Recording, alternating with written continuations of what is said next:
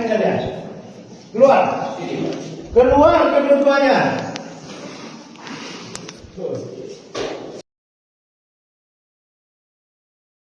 Astagfirullah. Kalian yang jujur. Ngapain kalian di dalam? Ngapain berdua? Jangan bohong. Bohong bagi sulit kamu nanti. Kamu pegawai loh. Hah? Dan saya kamu sama baju kamu. Aku jujur jelas-jelas. Ngapain kamu di dalam? Kamu keluar. Jangan.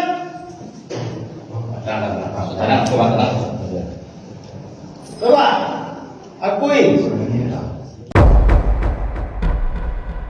Jadi data yang kita terima dari Dinas Kesehatan Aceh, kasus HIV/AIDS di tahun 2025 ini sangat signifikan, sampai mencapai 1.735 jiwa. Tentunya ini akan terus signifikan dalam frekuensi per bulan. Dan yang sangat kita sayangkan bahwa kasus HIV/AIDS ini ada beberapa kategori. Kategorinya adalah perempuan dengan perempuan, laki-laki dan laki-laki. Yang hari ini dominan adalah laki-laki dan laki-laki. Ini kan sangat kita sayangkan. Itu yang pertama. Kalau kita melihat sebuah kasus berbasis data. Dan kalau kita lihat data dari Dinas Kesehatan Kota Banda Aceh, itu malahan lonjakannya lebih tajam. Lonjakannya itu mencapai 541 kasus. Identifikasinya hampir sama. Laki-laki seks, laki-laki itu lebih dominan. Ini merupakan PR besar bagi kita, masyarakat Banda Aceh dan Aceh dalam proses penanganan virus HIV ini sendiri. Kita tahu hari ini ada namanya Majelis Adat Aceh, ada namanya Majelis Pemusyawaratan Ulama atau MPU, kita ada namanya Majelis Hidayah, kita ada namanya Dinas Syariah Islam.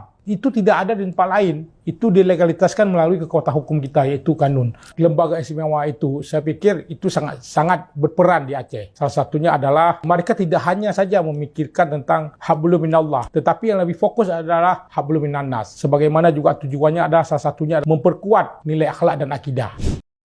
Bismillahirrahmanirrahim.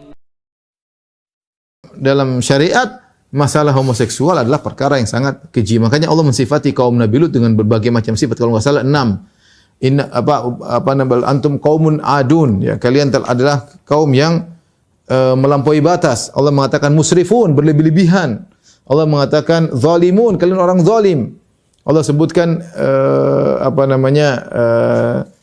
sifat mereka di antaranya musrifun, mujrimun. Ya, Allah sebutkan pendosa. Sampai 6 sifat yang Allah tidak pernah berikan kepada kaum-kaum Nabi yang lain. Allah tidak memberi 6 gelar atau berapa gelar tentang kerusakan mereka. Allah tidak pernah berikan kepada kaum Nabi Nuh. Allah tidak pernah berikan kepada kaum Nabi Saleh, Nabi Hud. Tidak pernah. Kaum Nabi Ibrahim. Tapi untuk kaum Nabi Lut, Allah sampai pasang 6, kalau tidak salah 6 sifat. Ya, di antaranya adun, melampaui batas, musrifun, berlebih-lebihan. Di antaranya tadi mujrimun, zalimun. Ya.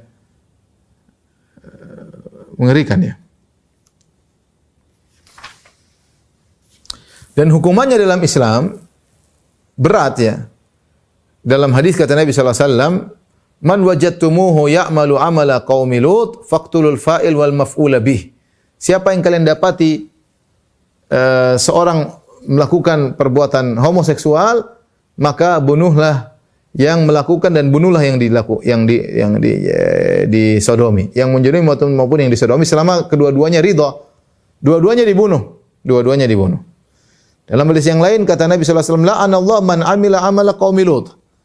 Allah melaknat orang yang melakukan perbuatan kaum Nabi Lut, ya.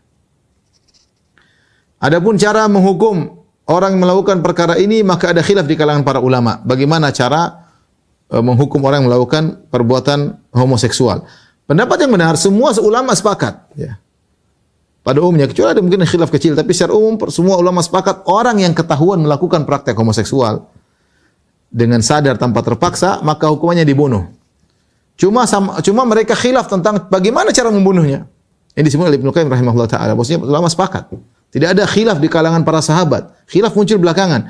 Di kalangan para sahabat tidak khilaf bahwasanya orang melakukan homoseksual harus dibunuh. Cuma cara bunuhnya bagaimana mereka khilaf. Ibnu Abbas berkata, "Yunzar a'la bina'in fil qaryah fayulqa minhu thumma yutba'u bil hijarah. Kata Ibnu Abbas, caranya lihat tempat paling tinggi di situ mana. Di kampung tersebut, kampung dia mana? Cari hotel paling tinggi, bangun paling tinggi. Kalau di Jakarta taruh di atas Monas, ajak ke atas Monas. Kata Ibnu Abbas, kemudian lemparkan dari atas, kemudian lemparkan batu kepadanya. Sebagaimana azab yang dialami oleh kaum Lut. Kenapa diangkat dibalik? Karena fitrah mereka sudah berubah. Fitrah mereka sudah berubah. Ini diantara pendapat sahabat Ibnu Abbas cara membunuh orang yang melakukan praktek homoseksual. Ikhwan dan akhwat yang dirahmati Allah Subhanahu wa taala, kita waspada sekarang di zaman sekarang. Sebagian orang menganggap praktek homoseksual ngetren ya. Kalau dulu orang bilang selingkuh ngetren, punya istri simpanan tanpa pernikahan, selingkuh, orang bangga mungkin merasa ngetren. Zaman sekarang sebagian orang ngetren, dia sudah punya istri, dia punya cowok juga. Jadi terjadi. Dan saya tahu itu karena saya berinteraksi dengan sebagian kawan-kawan yang cerita ya. Kasus-kasus yang terjadi. Sebagian di perkantoran ya. Kemudian janji dengan cowoknya tersebut ke Singapura misalnya ya. Padahal dia punya istri, punya anak, tapi dijadikan ngetren. Ini padahal perbuatan keji, perbuatan menjijikkan, tetapi jadi ngetren. Jadi ngetren di sebagian orang ya, subhanallah, setan menghias ya. Di zaman sekarang semua orang melakukan, banyak orang melakukan, negeri negara melakukan, ada betapa banyak negara yang menghalalkan homoseksual, terjadi pernikahan antara laki-laki dan laki-laki, perempuan dengan perempuan. Jadi hal yang biasa, belum lagi tontonan-tontonan di internet ya. Seorang melihat artinya belajar homo dan yang lain melalui tontonan. Hati-hati anak-anak kita, anak muda. Mereka tontonan itu mempengaruhi hati mereka, akhirnya mereka terjerumus dalam hawa nafsu yang menyimpang. Dengan nafsu yang menyimpang. Dari tontonan, dari lihat, dari pergaulan.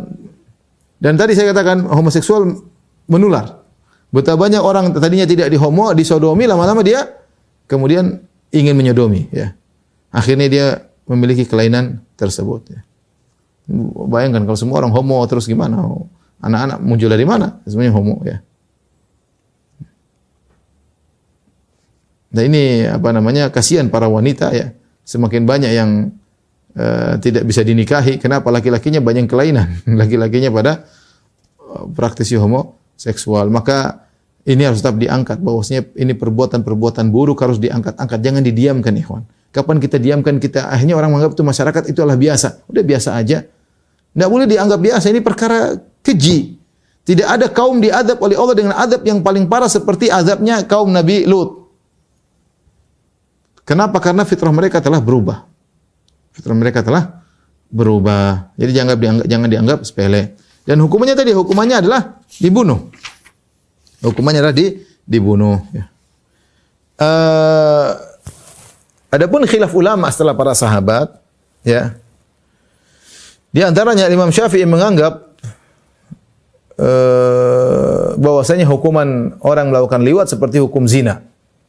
Zina kita tahu ada perinciannya. Jika seorang belum menikah dengan nikah yang syar'i, maka tidak dirajam. Tapi kalau sudah pernah menikah maka dirajam. Ya. Tapi kalau belum pernah menikah maka cuma dicambuk. Imam Syafi'i dalam sebagian pendapatnya tidak membedakan antara zina dengan liwat. Hukumnya sama, dibedakan antara sudah menikah dengan yang belum menikah.